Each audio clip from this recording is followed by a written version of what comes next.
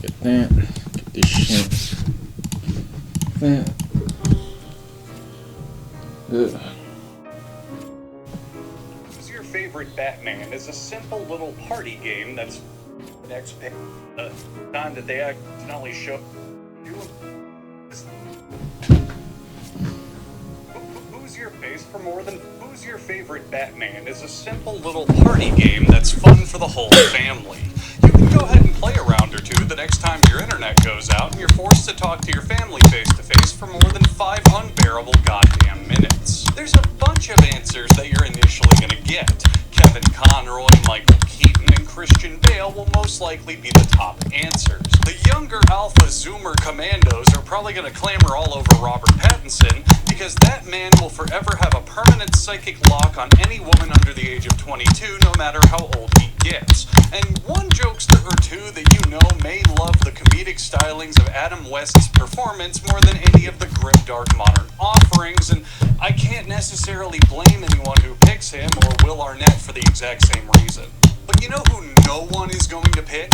All-Star Batman, as portrayed in All-Star Batman and Robin the Boy Wonder. Mostly because, in the wise words of your heavily drunk uncle, no one cares about your weirdo cartoon crap. Get a real girlfriend, why don't you? Which we all know is drunk uncle code for All-Star Batman and Robin sucks, but you don't, my favorite nephew. I love and respect you. Here's $300. There's no better way to explain why All-Star Batman and Robin is just the worst Batman thing ever to exist ever than to read it. I don't have a long, rambling history section for context here. All you need to know, and a fact that I really want you to keep in mind as we go through this garbage, is that this comic was written by Frank Miller between 2005 and 2008. If you have any semblance of knowledge or love for comic books, you know that that's a name with a hell of an impressive rap sheet. Frank Miller is responsible for 2 of the best Batman comics ever, The Dark Knight Returns and Batman Year One, as well as Sin City, 300, and a smattering of a lot of other good offerings. But he's also responsible for a version of Batman so dickish that he has his own separate page on the Villains Wiki that calls him a sociopath with a childish personality who overreacts to everything with extreme violence. And lastly, the other thing that you need to keep in mind is that all of these issues, for the most part, sold well and were within the top 10 comic releases of the month they came out. Issue 1 of this series was the highest selling comic book for months after it came out. So it wasn't like this was some side series that DC pumped out for cash. This thing was popular and will easily cause intense involuntary vomiting if you bring it up in a comic book store near you. Now, by the way, quick side note, the full title of this series is All-Star Batman and Robin the Boy Wonder, which is important to note because there is a second entirely unrelated series called All-Star Batman. Just All-Star Batman. I've never read that one, and I have not been told that that one is the worst thing ever, like I've been told All-Star Batman and Robin the Boy Wonder is, so we're just going to ignore that other one. For simplicity, whenever I say All-Star Batman, I'm referring to this series we're talking about specifically. So let's just read it already. Let's just get together and read the comic that's 10 issues and that are only 20 pages each. It's pretty short.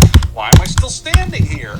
I'm padding the runtime of the video so I can get more of that delicious ad revenue, duh. But now it's time for me to read comic books. Okay, I'm off to do that. We begin with Dick Grayson flying through the air with the greatest of ease because he's a daring young man on the flying trapeze, and smiling gleefully about how much he just really, really loves his parents, and how they'll always be there to catch him before he falls. But enough dramatic and touching irony, we need boobs, gazongas, mama memories. We need to smash cut to local Gotham reporter Vicky Vale standing in her underwear in her high-end apartment. Vicky does the hilarious and totally not tired bit of ranting about how much she finds Batman to be a nuisance, but thinks Bruce Wayne is the most charming, most charismatic motherfucker to ever live. And the whole time DC Comics makes sure to keep its primary demographic entertained by accompanying this rant with gratuitous ass shots. Oh hey, you know what? Speaking of gratuitous skin exposure, you want to see something fucked up? If I was a woman and did this, this video would be banned off the platform. But because I'm a man can sit here fully exposed, flabby body and all. Thanks, incredibly arbitrary censorship laws. Alfred calls up Vicky Vale to tell her to put a fucking shirt on because Bruce Wayne wants to take her out on a date, and we need a fashion montage to drive in just how mind-blowing this is for her. According to an article in 1999's issue of world-renowned multidisciplinary science journal Nature, the average woman in America requires at least 4 to 10 different sexually provocative outfits in order to satisfy the desire and attention-seeking centers in her brain. If she doesn't have these things for prolonged amounts of time, it can lead to violent outbursts, irrational behavior, and even permanent mental disorders in severe cases. I also just made that entire thing up, but I'm hoping that some guy out there paused the video right after I said all that and is now looking for the article in question so he can send it to his girlfriend to explain why she's such a bitch, and it just gets him in a shitload of trouble. What does this have to do with Batman? Nothing really, I just kinda like fucking with people. But I also think that it's important for me to take a break from the Vicky Vale is hot and look how hot she is marathon. Alfred picks up Vicky and tells her her date with Bruce is gonna be at the circus, whatever. At the circus, Bruce and Vicky take their seats while Dick is performing his trapeze act with his family. But he slips and begins to fall to earth. Bruce tells Vicky to shut the fuck up and stop panicking because he takes notice that even while soaring towards soil, Dick is in control of his situation. Turns out the fall was all part of the act, and we get this page that doesn't really give us the most comforting start to a new Batman arc. This kid's amazing. Yeah, I've had my eye on him for a while. He's something alright. Yeah, this Brad is something. So why have you had your eye on him? I got an eye for talent. It's a little weird, right? Like just a little weird. Like this page definitely insinuates some pretty unsavory things about Bruce Wayne, and is pretty stupid from the Batman angle because if he was already planning at this point to induct him as Robin, he's leaving some mighty tasty breadcrumbs for world-famous news reporter Vicky Vale to start gobbling up. But it's okay because the more this guy tells me, the less I know. What doesn't help me at all is that I'm totally gone on him. I'm having a date with Bruce Wayne. Hot damn. Vicky is so crotch wet for Bruce that she's just too woman lust blinded to think about anything else. Not the worst thing I've seen in a comic so far, but already these characters are hinting to me that everyone's going to be a one-note stereotype. Then again, we are only 13 pages in, so let's hold out hope. Maybe it could be good. We all know what happens next. You've heard of Batman and Robin before. Robin's parents are given a rapid-fire lobotomy from the end of a bullet. Bruce immediately realizes, then again, we are only 13 pages in, so let's hold out hope. Maybe it could be good. We all know what happens next. You've heard of Batman and Robin before. Robin's parents are given a rapid-fire lobotomy from the end of a bullet. Bruce immediately realizes that this makes Dick an orphan, and now he's entered Batman's world. Bruce decides to take revenge on the assassin by donning the bat suit and throwing a batarang. Bruce immediately realizes that this makes Dick an orphan, and now he's entered Batman's world. Bruce decides to take revenge on the assassin by donning the bat suit and throwing a batarang at him mid-chase. Now hang on, pause. Pause the video. You out there probably most likely have seen a good bit of Batman stuff before, right? You can very easily and plainly deduce common elements from Batman's style of detective work between all of his different incarnations. Whether it's comedic Batman, edgy Batman, or anything in between, he has a common set of protocol he follows in pretty much every representation of the Kid Crusader. For example, he pretty much always has the Bat computer, or some sort of high-tech, bordering right on impossibly powerful computer with all the relevant criminal databases in it. So let me ask you, the wise and knowledgeable Batman fan that you are, a criminal who just shot and killed 2 people is fleeing the scene of the crime, and Batman has chased them down and hit them with a batarang. What do you think his next move's going to be? Did you guess Batman would apprehend the criminal and interrogate him on why they just randomly assassinated 2 circus performers? Well, you're wrong! Batman is actually, of course, going to have laced his batarang with snake venom, which is incorrectly called snake poison by the world's greatest detective, so when it hits the gunman, he'll have vivid hallucinations for months straight, making him a near catatonic mess who is utterly uninterrogatable. So then you think, oh, well, that's fine, Batman can just take out the assassin and then identify who he is and work his way up the crime ladder with all the information that he has. But the problem is the gunman is world-renowned hitman Jocko Boy Vanzetti, which would normally give someone a clue as to who gave the order, who he works for, but Batman comments that Vanzetti specifically works for the highest bidder, meaning Batman now has no leads whatsoever, and the primary source of all this violence is currently twitching on the ground with his eyes rolling in the back of his head. Woo, okay, alright, okay, sorry, I got a little agitated there, just a little bit. I've been taking baby aspirin every day for years, and I don't have any blood left. Maybe I'm jumping the gun a bit here, pun intended. Maybe Batman's immediate reaction to the shooting being to poison his only lead to make him suffer is, well, yeah, it's un-Batman and pretty stupid, but Batman can have emotional outbursts, especially when it's related to dead parents, and the dude is definitely known for having an anger issue, but he is also very smart, and the reputation this comic has is definitely clouding my judgment. If I saw this in a different book, I'd probably assume the writers just wanted to give the readers a, yeah, take that moment of triumph. But when stuff like this happens in All-Star Batman, I know this is going to be par for the course and things are just going to get worse. Dick is taken very hard into police custody because of course that would happen. But Vicky Vale, world-famous reporter and Bruce Wayne Dick Rider, doesn't trust the Gotham PD to treat him well, so she tries to attend to the boy herself. This results in a cop smacking her in the jaw with a nightstick, which she, in most iterations of Batman, a civilian with no combat experience, shrugs off and uses as motivation to get even more pissed. Like I said before, this comic gets real stupid real quick, and I can't believe I don't even get to take a break for a second because now I have to explain another stupid point that's going to happen, and this one doesn't even have an explanation. Alfred shows up to give Miss Vale a ride, but she commandeers the car to follow the cop car with Dick in it because she suspects that the cops are going to, and I quote, beat the living crap out of that boy. It's really sloppily told, but the only logic I can ascertain here is that the cops are being paid off by the people who killed Dick's parents, and everyone knows about this. Meanwhile, Batman continues to monologue to himself as an excitable fourth grader would. I knew these cops would take the boy to the Gulch, so I set up my Sonics. Bats like Sonics. They like them a lot. The crooked cops flee, and Batman, now that the crime scene is completely clear of any hostiles, rams the Batmobile into the car with Alfred and Vicky in it for the sole purpose of making a badass entrance. Whereupon he then, man, I knew these cops would take the boy to the Gulch, so I set up my Sonics. Bats like Sonics. They like them a lot. The crooked cops flee, and Batman, now that the crime scene is completely clear of any hostiles, rams the Batmobile into the car with Alfred and Vicky in it for the sole purpose of making a badass entrance. Whereupon he then hoists Dick up by the collar and convinces him to join his crime-fighting force through sheer intimidation. Okay, let's recap a little bit. That was issue 1. About 20 pages of exposition.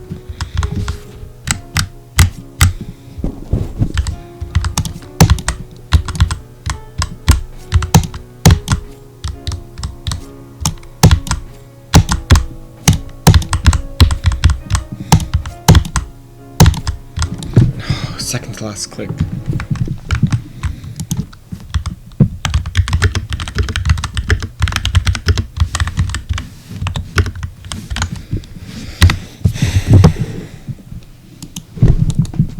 A comic made to explicitly retell the origin story of Robin, aka Dick Grayson, and act as a soft reboot introduction to an experienced, fully operational Batman. In just one issue, Batman, the character we are supposed to see as an effective leader and operator of the greater good, bungles an interrogation just to poison a wanted criminal out of petty revenge, smashes a vehicle the size of an armored personnel carrier into a passenger car containing 2 of his allies, and tries to persuade a traumatized 12-year-old boy into joining his arsenal through sheer militaristic intimidation tactics.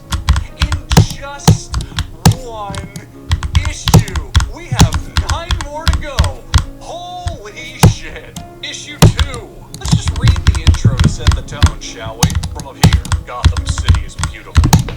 Beautiful, like Edgar Allan Poe's Sweet Lenore, before her small cough brought a spot of blood to her lip, and the poet knew she was plagued. Doomed. There's no sign of the dry rot that eats at the bones of my city. not from up here.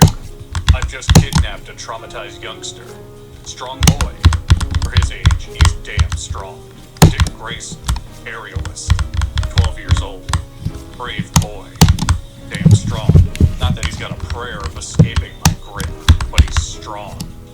Very promising. He just might do. He just might. I gotta move on, man. I just have to move on. There's just so much to dissect on every single fucking page, because every single fucking page has something stupid. Let's be positive. Let's say something to lower my blood pressure a bit.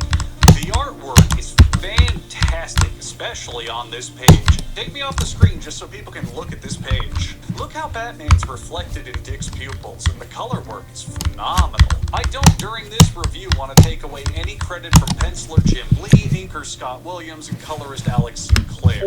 They fucking killed it in these books.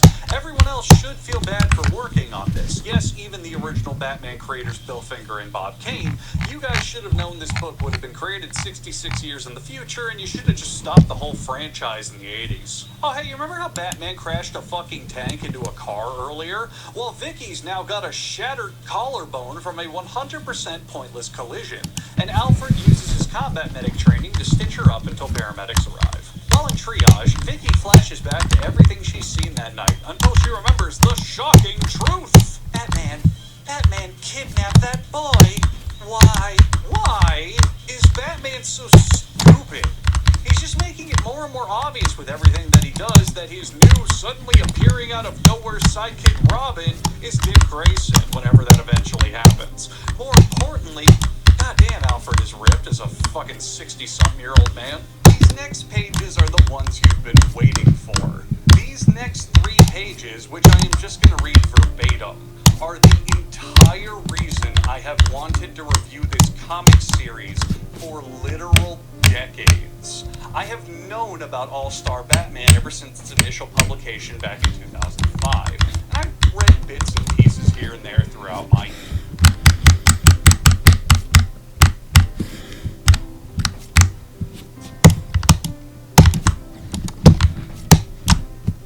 years, but these next moments have been in the back of my mind ever since I started this YouTube channel. I knew it was my destiny to one day show this to an audience of millions of people, and now I couldn't be more proud to do so. Maybe you've read these pages while surfing the internet yourself, seen them in comic book review videos, or Batman meme channels, or just floating around on social media as a Batman shitpost. It doesn't matter how you found it. What does matter is that I'm about to read these, and they are incredible regardless of context and how we got here, and we're going to do it together. I now present to you the dumbest thing Batman has ever said. Ever. Welcome to my world, Dick Grayson. Bats and rats and warts and all. You poor boy. You poor little bastard. Welcome to hell.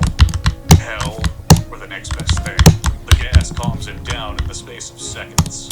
He won't be having any nightmares. Not the kind that aren't true, anyway. Then he starts fussing. Sleep, kid. Who the hell are you? The gas was supposed to knock him out. His brain ought to be sailing past the moon right now. What's this brat made of? Sleep. The world I'm gonna wake you up to will be no better than the world you already know. But it'll make a whole lot more sense than the one that did. Once I put you through holy hell, it will. It'll make sense. Why do I keep doing that? Sense. It's all the joke Holy of hell, the or the next best thing. He's faking it. So sleep tight, punk. Sleep tight, my ward. What's that? What the hell's a ward? Shut up. I'll do the talking here. Who the hell are you anyway, giving out orders like this? What are you, dense? Are you or something? Who the hell do you think I am? I'm the goddamn Batman. Pages like this belong in a museum. We've got the snowflake rainbow explosion, the Mr. Freak or something. Who the hell do you think I am? I'm the goddamn Batman. Pages like this belong in a museum. We've got the snowflake rainbow explosion, the Mr. Freeze explaining that no gamer can stop him, Superman shaking hands with Jared from Subway, Mephisto asking for Spider-Man's marriage. I don't care. put this as the main showpiece of the entire gallery of stupid comic book moments. You all out there probably have your opinions on these pages, and I know every one of you, as a distinguished gentleman or lady of exquisite taste, agree with me that they're dog shit. And for a while, I actually kind of struggled on how to explain why, other than the face value stuff. I mean, it's obvious the pages are bad. They're laughably out of character, unnecessarily dramatic, and covered in inappropriately violent subtext, but there's just something here that's like, ugh, you know? It's rare that something, especially as innocuous as a comic book, leaves me at a loss for words, but here we are. There's just an energy to the whole thing that's just slimy. To me, the biggest issue with this whole mess is how incredibly hard it's trying. These 30 or so pages have felt like the authors expected this work to rival Shakespeare. This whole novel of childish Batman and his stupid friends bleeds off the pages with immature short-sightedness and downright hysterical manufactured tension. It's an embarrassing atmosphere of what shouldn't be taken seriously, wrapped up in a blanket of melodrama. It's the product of when sincerity meets obliviousness. It can only be described by one word that I do think is way too overused on the internet, but when it comes from me, it holds all the power and weight of God sinking the city of Sodom. It's cringe. All-Star Batman and Robin is cringe. 8.5 more issues to go. Someone on the Crooked Cops team pulls out a kill order for Batman, and his reaction is cool. Yeah, okay, sure. Batman decides now's the perfect time to be a gigantic asshole again, and he pulls some stunt car driving moves while screaming at Dick, "Hey dude, check this out, aren't I fucking cool?" I also just want to remind everyone that Dick's parents died like 30 minutes ago. Yep. Anyway, You're out of your mind. You're nuts. nuts? You want to see nuts, kid? I'll show you nuts. After Batman awkwardly unzips his pants, he continues to fuck around with Dick, culminating in flying away in the Batmobile transformed into the Batwing, presumably killing like 5 cops in the process because Batman's never had a thing about killing in his 80-plus years of adventuring. Dick Grayson, being an absolute stupid moron, begins to finally grieve over the loss of his parents, and Batman appropriately backs him across the face for it. Batman foolishly begins to maybe feel some sort of regret over what he's doing, but he psychs himself out of that sort of talk by reminding himself that nothing matters except the mission. The downright cheesy, eye-rolling inner monologues continue, and by that I mean they never stopped at any point, because it's the writer's cheap attempt at adding emotional weight. Before Batman explains what in the hell is going on, which first boils down to what the NWA more eloquently explained to us back in 1988. Fuck the police. And then Batman's all like, "Anywho, now that that's done, I'm fighting crime in Gotham because Batman explains what in the hell is going on," which first boils down to what the NWA more eloquently explained to us back in 1988. Fuck the police. And then Batman's all like, "Anywho, now that that's done, I'm fighting crime in Gotham because..."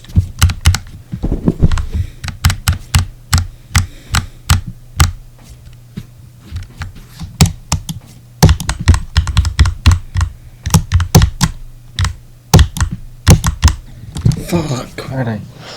Gotham fucking sucks. Do you want to help?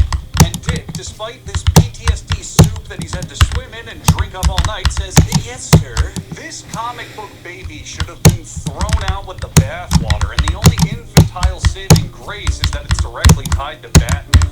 Besides the fact that I expected hot diarrhea art, instead got something astounding. I can easily see this immediately being discarded into the who cares bin and becoming a classic just for people who like following bad media.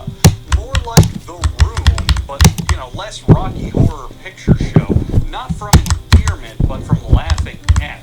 A classic for entirely unwholesome reasons. I mean, fuck, man, I forgot how bad this really is from what I remember of it. I remembered it was bad, and I distinctly remember some standout moments from it, but it is just really sinking in how terrible this is on every conceivable level of the written prose. God, I need a drink. A drink of pure, delicious H2O, that is. I know that when my blood turns into black bile from pure seething rage and my insides twist knots from all of the memory repressing that I'm doing. I don't want to pollute my system any further with all sorts of miscellaneous crap. I just want some crystal clear water, and that's why I drink Air Up with its extremely shiny bottle that I'm going to show to you on camera, even though the lights are basically going to solar flare you out of oblivion. Air Up's proprietary water bottle flavors water through your sense of smell. Smell and taste have an incredibly strong link, almost as strong as peanut butter and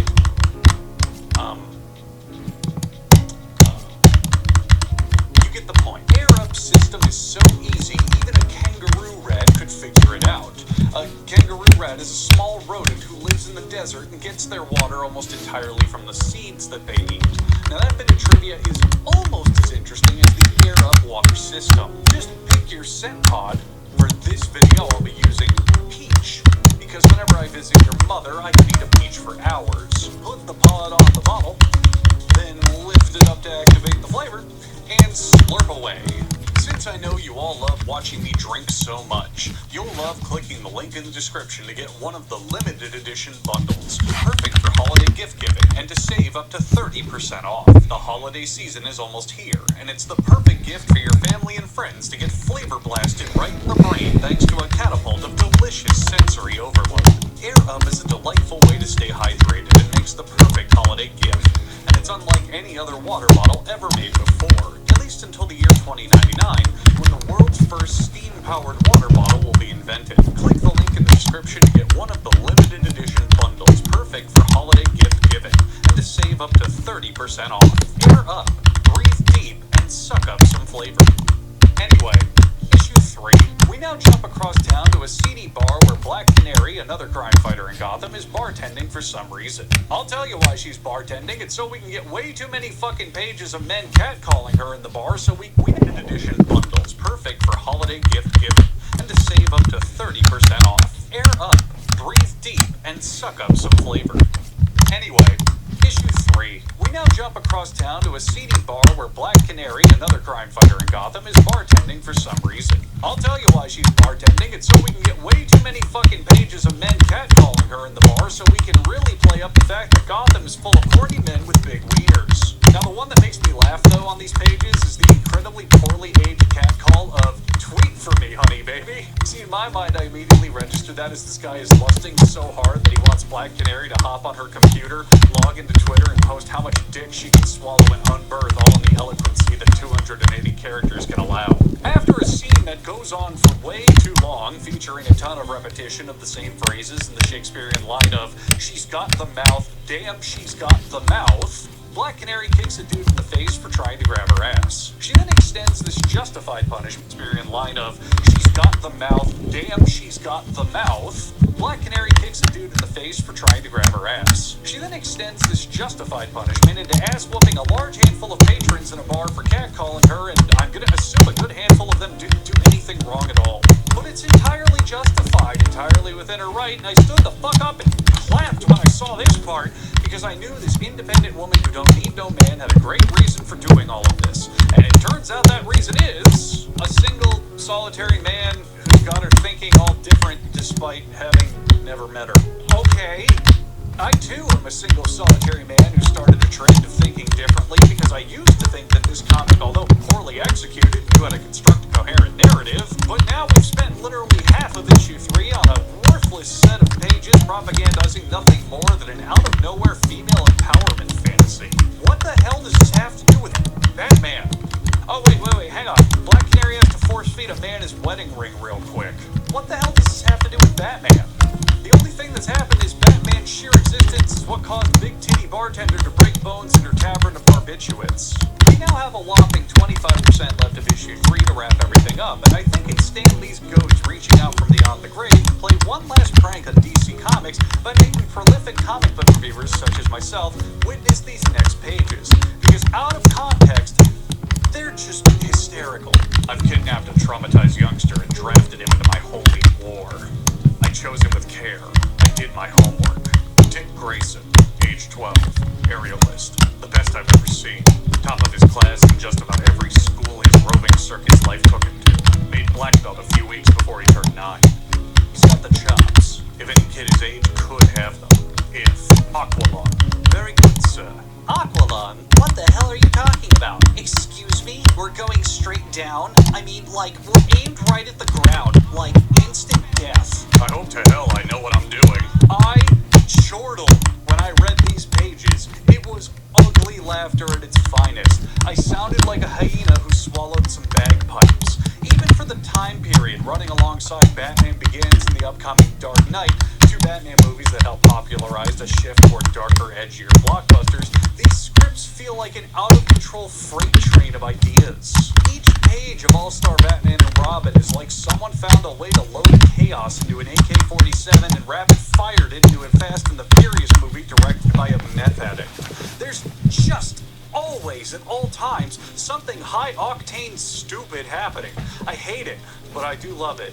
I always wrap back around to hating it, but I love it, but I still hate it. This isn't, say, Mad Max or John Wick, where being grandiose is the flavor atop meaningful character actions and plots. This is a 12-year-old boy's art class journal in a Batman costume. You still haven't told me what a ward is. Shut up. So what do you call this thing anyway? The Batmobile. That is totally queer. Shut up. Do I even have to say anything at this point? Fuck. Okay, yeah, I do. Do you remember how I said that Batman abducting Dick Grayson in the most obvious way possible is just gonna come and bite him in the ass? Well, now it's front page news of the Daily Planet. Gee, when Batman shows up later with a new boy wonder sidekick, I wonder who the fuck it could be. Also, this really pisses off Superman for some reason. Issue 4! Vicky, the Daily Planet. Gee, when Batman shows up later with a new boy wonder sidekick, I wonder who the fuck it could be. Also, this really pisses off Superman for some reason. Issue 4! Vicky Vale's dying in the hospital. It's brutal and horrifying. Anyway, back to Smiling Bat sidekick. I wonder who the fuck it could be. Also, this really pisses off Superman for some reason. Issue 4! Vicky Vale's dying in the hospital. It's brutal and horrifying. Anyway, back to Smiling Batman. They recycle the, Earth to Batman, we're about to go splat joke, and Batman does his bit in environmental conservation as he recycles his routine of being a needless asshole. Now comes the part where you're supposed to sympathize with Batman's decision. He says he would have recruited Dick years in the future when he was a true man, but the fact his parents were killed that night made him operate way ahead of schedule, since him being at the circus makes him responsible for Dick's parents' death. Don't you feel sorry for Batman now? What do you mean, no? That's weird. I couldn't possibly understand why. Oh, wait, we missed one.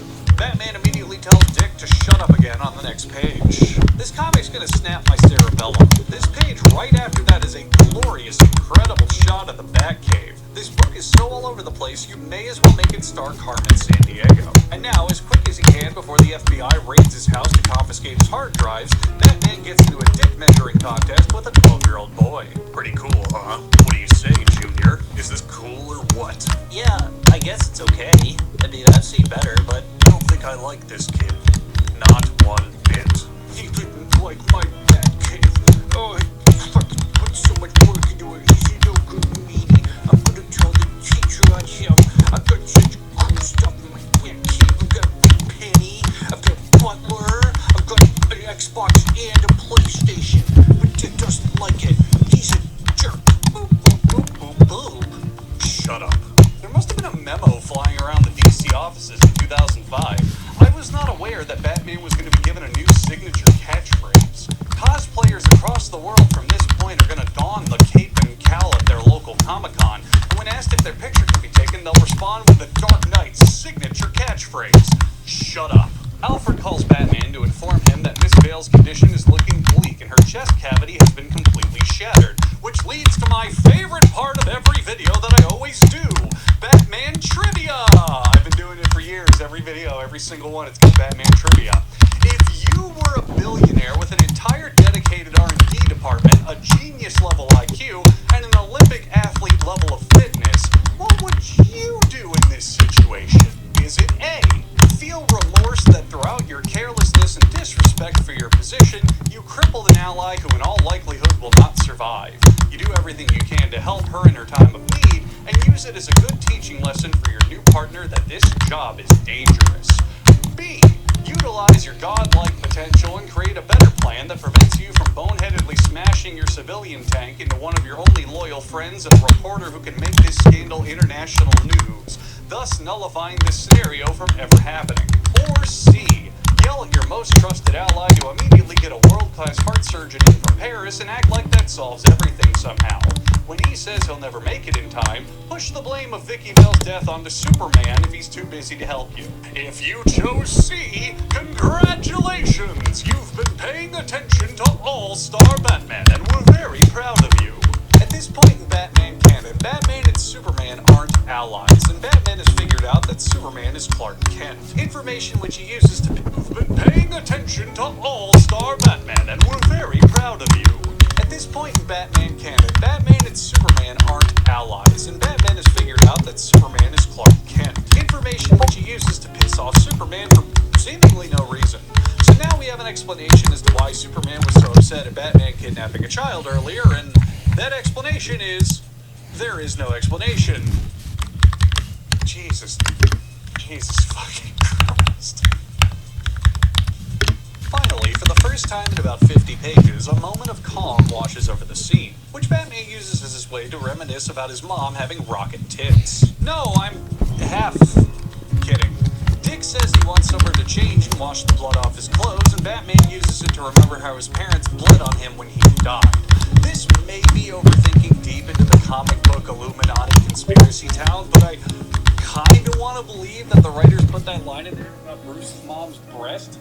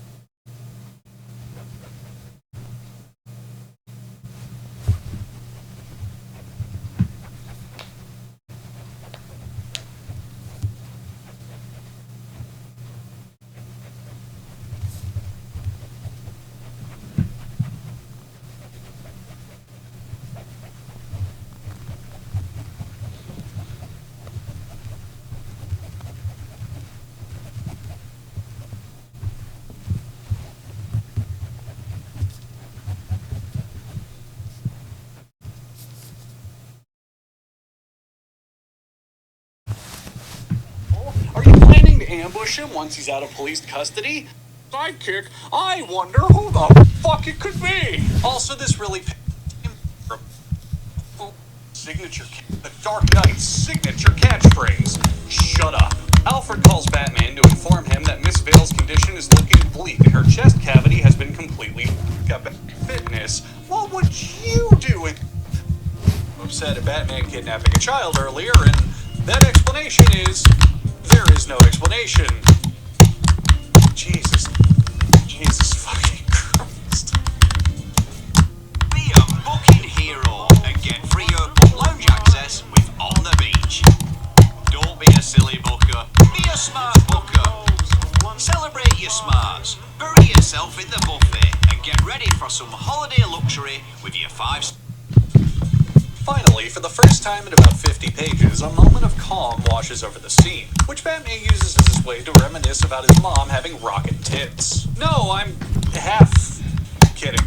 Dick says he wants somewhere to change and wash the blood off his clothes, and Batman uses it to remember how his parents bled on him when he died. This may be overthinking deep into the comic book Illuminati conspiracy town, but I kinda want to believe that the writers put that line in there about Bruce's mom's breast so that they could cram another iota of sexual content into this series. Maybe not, but with how crass and blatantly fucked up this comic run is, I would not be surprised if that were the truth. But enough emotions, those things are for women. Batman composes himself and goes to work, leaving Dick to ask the same question the audience does. What the fuck is he supposed to do now? Batman suggests taking a shower. Dick is told to spend the night in the cave eating rats and bats, and finally manages to fall asleep in between crying and freezing to death. Somehow this doesn't convince Dick to respect Batman, and confusingly just makes him hate Batman even more. That's so weird. And then, incredibly, Superman says a bad word while running a car across the ocean! He could have just grabbed the dude and flew him to Gotham, which would have been way faster, but whatever. Batman beats up the crooked cop and finds out the scoop on Jocko Boy, the hitman who killed Dick's parents. Turns out the entire system is rigged to get him to walk due to lack of evidence, which... Huh? The fuck do you care, Batman? No, seriously, that doesn't matter at all. Number one, you specifically said in the first issue Jocko Boy is a hired gun who works for the highest bidder. Why does it matter if his trial's rigged? Certainly, yes, in general, Batman would take issue with something like that, but this entire mystery so far is why he killed Dick's parents. You're not going to ask the cop who he's working for or anything of consequence? Number two, you turning the guy's brain into an absolute soup is a gross misuse of force and abuse of due process. Him getting out of jail wouldn't even pose a significant problem, even if he was the criminal mastermind at the top. Let's say you did circumvent your no-killing law and lobotomized a supervillain like Bane. I don't think he'd be much of a tactician enemy anymore. And number three, how is this info remotely helpful? Are you planning to ambush...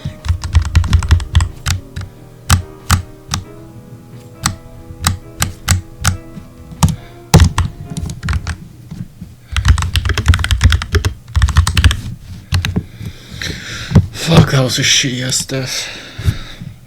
once he's out of police custody? Why are you getting info on a guy you intentionally let get away because you dismissed him as insignificant and you already knew exactly who he is? These are strangely specific problems to deal with that you caused, Batman. This series is great at making Batman look like a child, a terrorist, a psychopath, and a douchebag, but now it's succeeding in making him look downright stupid.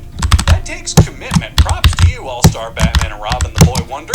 You fucked up so hard that you're now inventing your own category of garbage. Dick wakes up in the cave and notices somebody is taking care of him while passed out. There's some fast food on a tray for him, he's been wrapped up in a blanket, and he's now wearing some pajamas, insinuating whoever did it to him either saw or got uncomfortably close to Dick's dick. It was Alfred, of course, because contrary to everything this book wants to establish in its characters, humanity has evolved to feel empathy, and a few rare few are destined to pass that trait along to the next generation. Alfred is 1 in a million, which means Batman has to throw another temper tantrum because that's not how I did it, Alfred!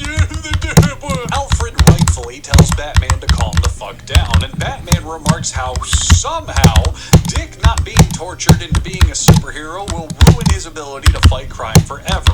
And here it is. This right here is the moment all the pieces fall together. I now get it. The big old aha light bulb flipped on my head. And I'm sure a lot of you figured this out emotionally, but haven't put the idea into concrete thoughts yet. So let me spell out for you how catastrophic this comic has finally become. The only moment of catharsis in this entire comic has been Alfred telling Batman to tone it the fuck down. Batman is the bad guy, and a real bad one at that. I don't sympathize with his plight. I don't see his actions as the greater good, and I sure as shit am not excited to see where he's going with all this. I feel bad for Dick. I feel worse for Vicky Vale, and I'm rooting for Alfred. You can write some very compelling stories by questioning the morality of Batman, especially when viewing his place among leagues of literal god figures as a man on a citywide scale revenge quest. But this comic doesn't do that. It doesn't even remotely feel like it's trying to do that. This comic wanted to make Batman tough and intimidating and willing to make the hard choices to get the job done, but instead it makes him unlikable, overly brutal, and too impulsive to qualify to do any of this. It takes that package and wraps it all up in a story that takes place before he's won over the hearts and minds of Gotham and his fellow do-gooders. What you get when you do that is you've created a character that no matter what he's doing is going to come off as in the wrong and fighting for no reason. In other words, fuck this guy. Issue fucking 5, and look at this cover and tell me my analysis is wrong. I dare you. And now it's time to sharpen another character, because the most prominent thing that this comic and the machete I'm going to cut my own head off with have in common is that they are both edgy. Wonder Woman's here, and her hobbies include complaining about men in 8 separate text boxes and calling one who's obviously innocently afraid of her a sperm bank. Yeah, like a superhero would. If I was a plucky young little lady reading Batman for the first time, I'd certainly continue reading knowing the only 2 female superheroes showcased so far are an emotionally unstable violence addict who's set off by a man and a woman whose entire introductory page is spent talking about men. Women. They're secretly always just thinking about men. And goddammit, I was kidding, but the next page is Wonder Woman bitching about how much she hates Batman, so let's just skip it. Turns out there's a secret meeting of Wonder Woman, Superman, Green Lantern, and Plastic Man, and they're all there to discuss how much of a problem Batman and his radical methods are to their image and line of work. And this plot is just so fucking stupid, because all it would take to stop them is Wonder Woman or Superman flying to Gotham, waiting for him to show up and punching a hole through his chest. The end. Have you seen how out in the open he's operating? He did donuts in the fucking swamp parking lot for an hour just to scare a child. This is child's play for you guys to have handled by now. They all argue about how stupid this all is, and Superman steals Batman's signature catchphrase of "shut up." All I got for this one is... I mean, Batman saying "shut up" I can see, especially when he's trying to intimidate. I can also see Superman saying "damn" when he's panicked or stretched thin, but Superman saying "shut up" just feels so... This is an official DC-written product, and they don't even understand their flagship characters. It's really ignominious.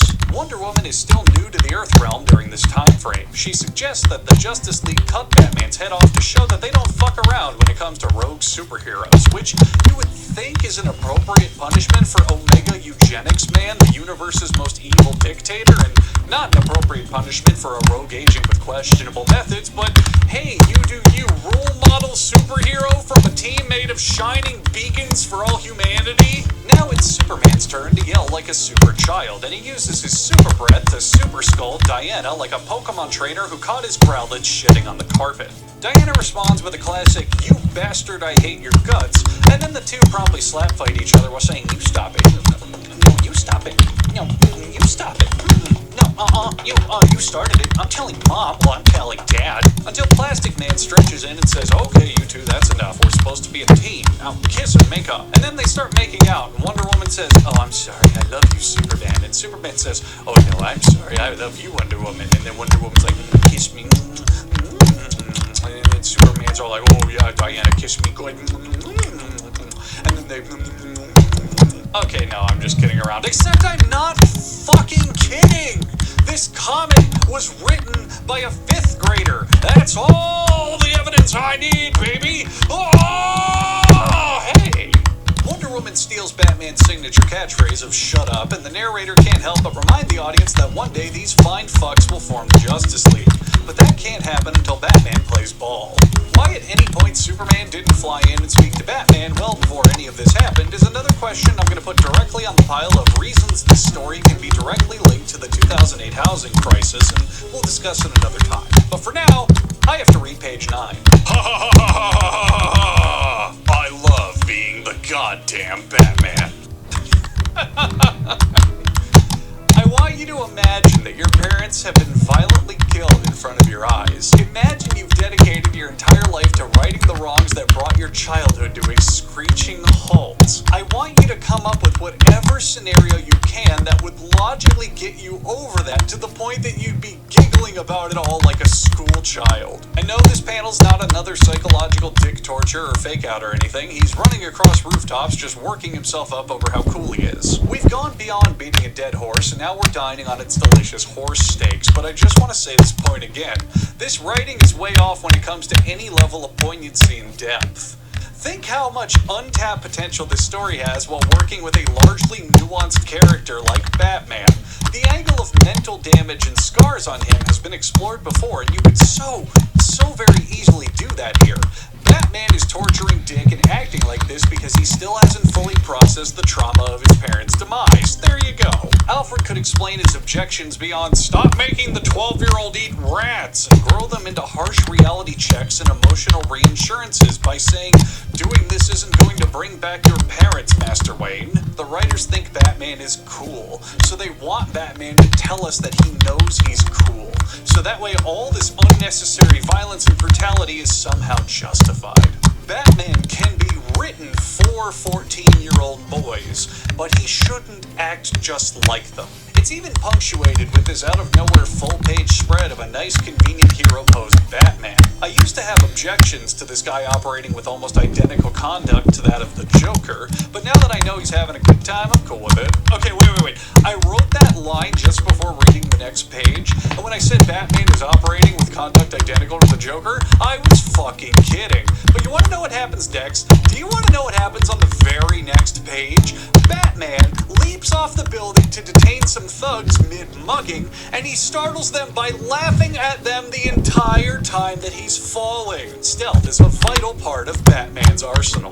Batman does what Batman does, snapping one of the thug's arms in the process. My arm, my hand! Why can't I feel my hand? Oh my god! Why can't I feel my hand? It's called a compound fracture, rapist. It'll never heal. Not right it won't. Not nearly right.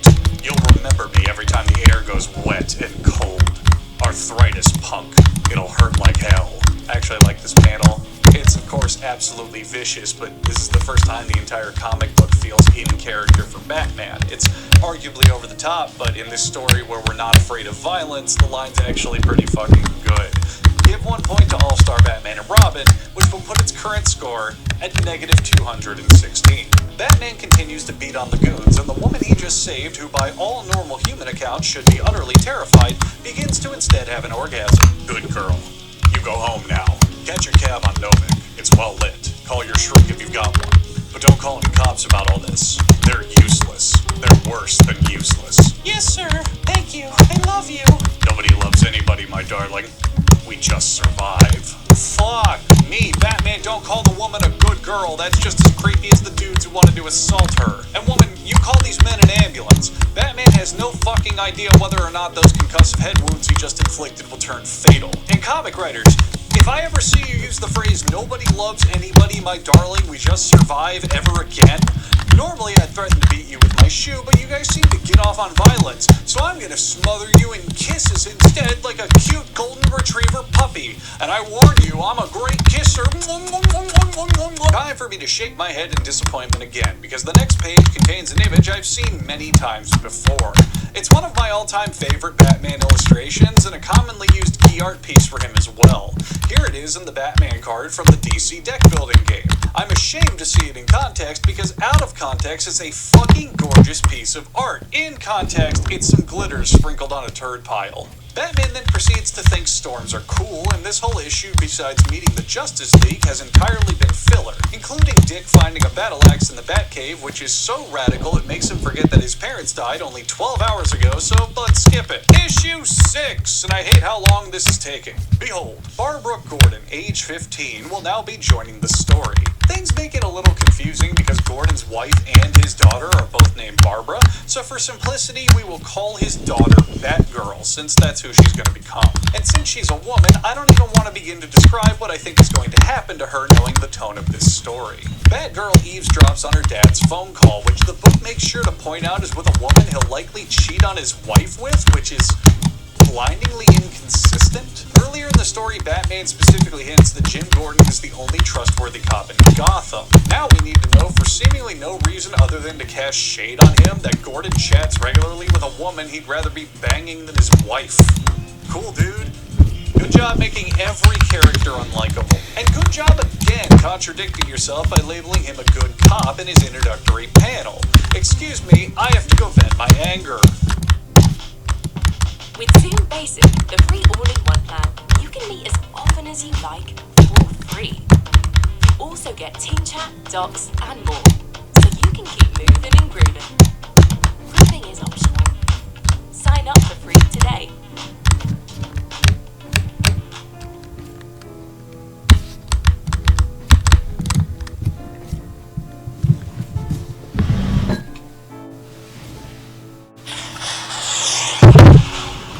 The scales of justice are always known to be balanced, and that applies to the justice readers deserve when consuming good writing. Tipping the scale towards the shitty end, we've got swearing now, which I'm surprised didn't start with issue 1, but it's going to be very relevant later. You should get excited for this plot twist, folks. I'm gonna see you in issue 10. But for now, we've got to call out another part that I like, finally bringing a second smile to my face while reading this canker sore of a comic book. Yeah, this Batman, the media's having a field day. All that stuff about that kid he's supposed to have kidnapped.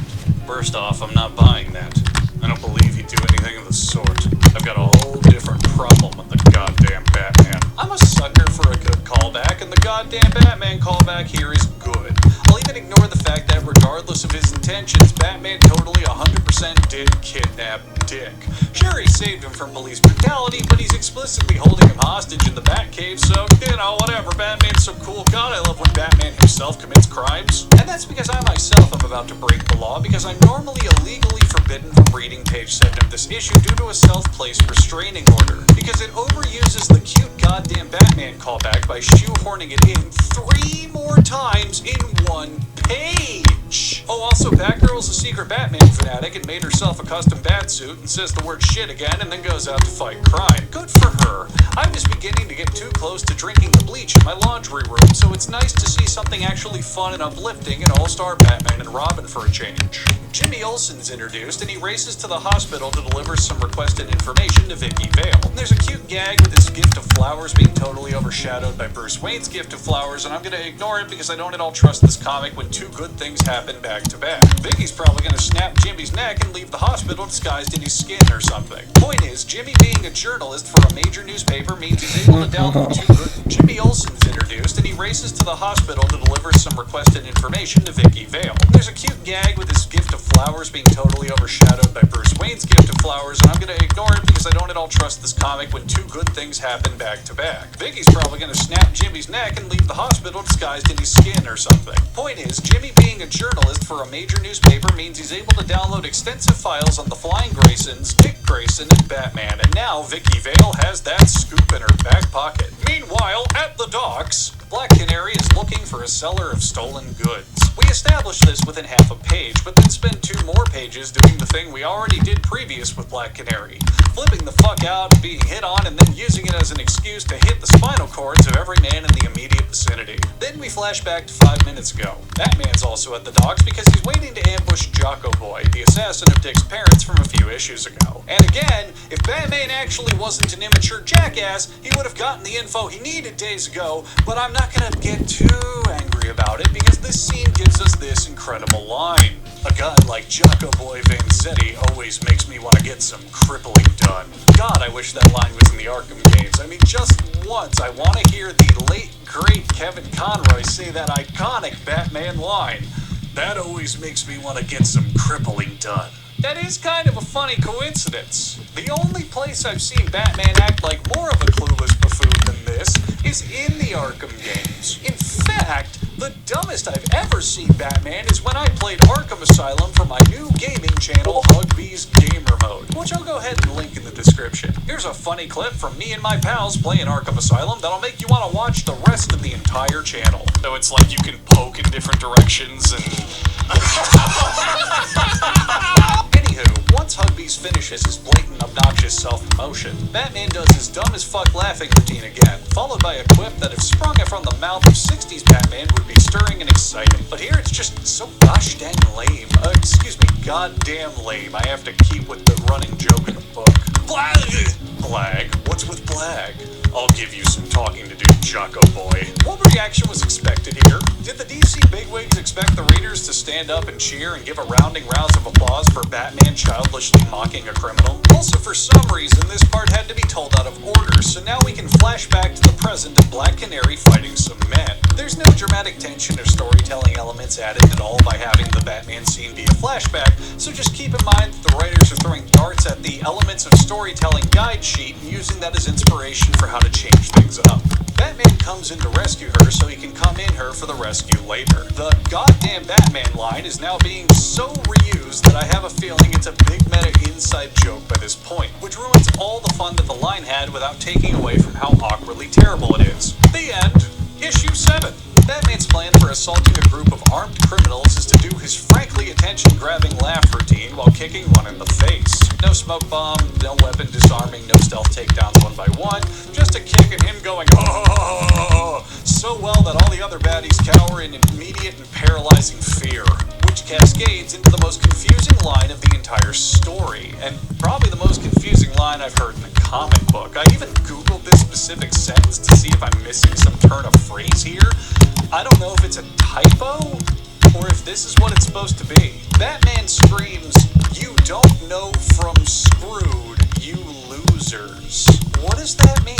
This isn't engagement baiting, I'm serious. Please let me know in the comments if you have any fucking idea what this phrase means, because I certainly don't.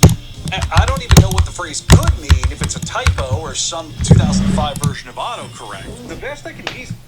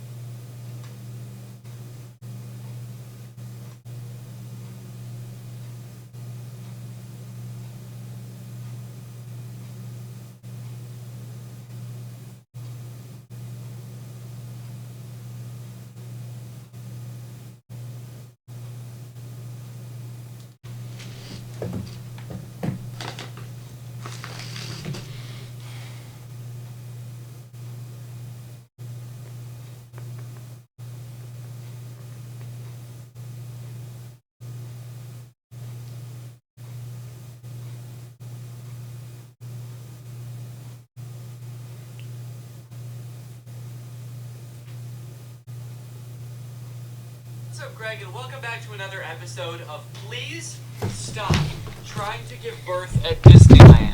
Please. Did you guys know about this? I just found out this is a thing. Women are trying to give birth at Disneyland in order to get a free lifetime pass. Don't do that. As I'm sure you guys are aware, because Disney is such a huge company with so many adoring fans and people love going to Disneyland, there are a ton of like urban legends and lore surrounding the Disney parks. You guys may have heard of some of the more outlandish ones, like there's one that like Walt Disney's head is like frozen and buried somewhere at Disneyland or something, or like it's like Buzz Lightyear's head on the Toy Story ride or something like that. But today I wanted to sort of dive into some of the urban legends surrounding the Disney parks. Mostly the strange things that Disney adults do at the Disney parks. Although some of these things are so weird that I hesitate to call these people Disney adults, some of these things are a little extreme. Kind of feel like I should call them something else. These people are like Disney extremists or something, I don't know. The first one, like I said, women flock to Disneyland to give birth and get a lifetime free ticket. Which is such a bad idea on its face. Like, please give birth in a hospital, give birth where there are like medical professionals around and not like a chipmunk. And the worst part of it is obviously this park is an urban myth and does not exist. This is not a real thing. Laboring women have shown up at Disneyland in the hope that their bub will be born there and get a lifetime free ticket. But guess what? That park is an urban myth and does not exist. Important to note, this article is Australian, that's why they're calling the baby bub. They're talking about a baby there. They're not talking about like a bottle of champagne or something. I'm going to Disneyland and giving birth to that bubbly dude, which is also what I call having a fart. I just gave birth to a bubbly. As a veteran of the pregnancy game, I know for sure that the journey to motherhood, okay, that's a weird way to say I've given birth before, or just that I am a mom. As a veteran to the pregnancy game, so you have kids, right? Me? Yeah, that's right. I've done 3 tours of pregnancy. I've seen shit you cannot imagine. The pain, the screaming. Yeah, I've heard childbirth can be pretty tough. The innocent lives lost. Oh. What? The airstrikes. So many civilian casualties.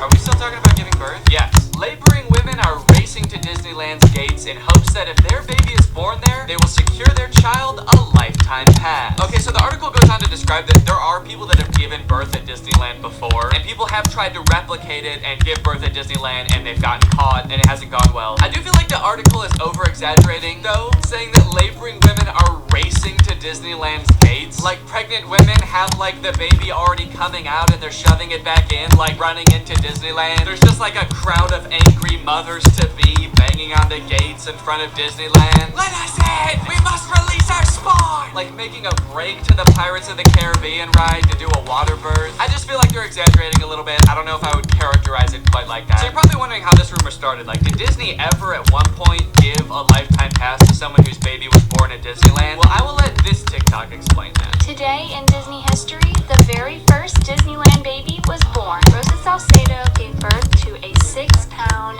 10-ounce baby girl on a bench on Main Street, USA, right outside of the Plaza Inn. Can you imagine visiting Disneyland as a family of 2 and coming out as a family of 3? Yeah, I can actually. But not because I'm gonna give birth. I'm gonna kidnap Donald Duck. You're my child now, Donald. The perfect happy family of 3. Husband, wife, and my uncle Donald Duck, who I've been holding at gunpoint for the past 16 years. There have been 4 babies born at Disneyland, and all of them have been girls. But only one has their own Disneyland birth certificate. So that might not have sounded significant, but that's actually how the rumor started. The first baby that was born there, Teresa, got a birth certificate that was just like a Disney birth certificate that says like, this is the first baby to ever be born at Disneyland. And I guess like word got out that this baby got some kind of special certificate, and then people just started assuming like, oh, that's a lifetime pass. That baby got a lifetime pass. And from that moment on, has just been a rumor that if you give birth at Disneyland, your baby gets a lifetime free pass. So honestly, if you're like that big of a Disney fan and you do this, you don't even get a lifetime pass. You still have to pay to go to Disneyland. It's just your baby that gets in for free. And I kind of feel like babies get in for free to Disneyland anyway. Is that true? Children under the age of 3 get in free to all 4 theme parks and 2 water parks at Disney World. There you go. You want your kid to get in free to Disneyland? A better conspiracy would be just pretend they're 3 years old for their entire life. That shit it could actually work. The article goes on to talk about a time where someone has tried to sneak in to give birth at Disneyland, and they hid in the bathroom while going into labor until I guess employees had to like assure her that her baby would not be getting a lifetime pass, and then she was like, oh, okay, fine, then I'll just go to the hospital. Once they assured her that she would not be receiving a lifetime passport, she came out and accepted the ambulance ride to Western Medical Center where her baby was born shortly thereafter. I don't know about you guys, but it kind of sounds like she failed the test. If you know anything about Disneyland, you know how well the cast members there, all of the employees, all the staff, all the people in costumes are trained to like respond to every circumstance. It sounds like you just entered the giving birth at Disneyland experience, and honestly you didn't make it to the end where you get the prize. It also says that this discussion board, The Laughing Place, has some hilarious forum chats about this topic. So I guess other people have been like sharing stories about this happening on this forum, but when I clicked on it, it turns out that it doesn't exist anymore, which kind of sucks because I wanted to find out more times that this has happened, but honestly it is probably for the best. Kind of sounds like they were talking about some pretty sick shit in there. You think you're gonna go to a Disney forum and see people talking about like, my favorite movie's Coco, but instead you see people talking about like, I'm gonna give birth inside of Pluto's house. I'm gonna go to Disneyland and get fucked by Goofy, and then Goofy's gonna be the father of my child, and I'm gonna give birth on It's a Small World. And I'm gonna make Elmer Fudd cut the umbilical cord. Is Elmer Fudd a Disney character? I actually don't think he is. But he's gonna be there anyway. And then me and my freak mutant, half goofy, half human child will both get lifetime pass